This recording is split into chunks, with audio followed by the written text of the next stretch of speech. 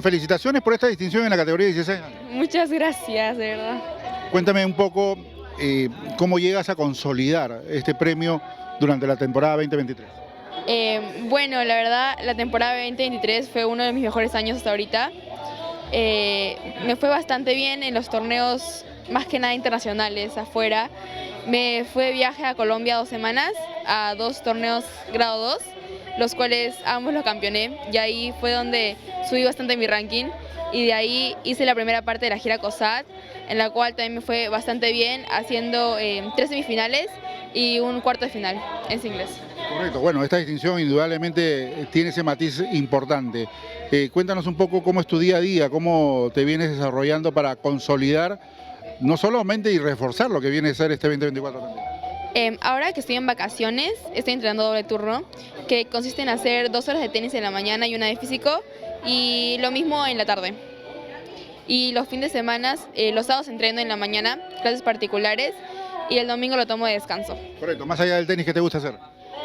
Bueno, yo soy una persona bastante competitiva, yo amo el deporte, entonces me gusta jugar vóley, básquet, fútbol, ping pong, esos son como que mis mayores hobbies, se podría decir, y el resto de mi tiempo libre lo intento pasar compartiendo tiempo con mi familia o mis amigos.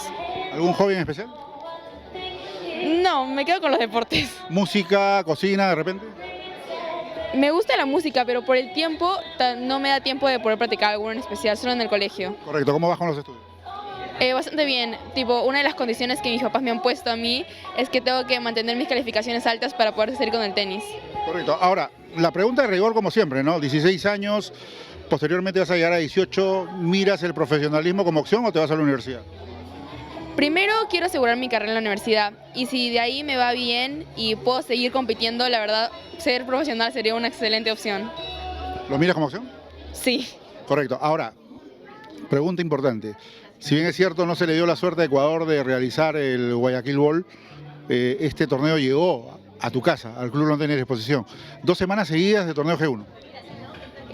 Sí, de hecho, antes de eso también voy a viajar a Colombia, y de ahí vienen las 2 semanas acá en Perú, que bueno, gracias a Dios voy a estar acá cómoda, justo en el lawn tenis, un excelente lugar, y depende de cómo me va ahí, después podré ver si puedo viajar a Brasil o Paraguay.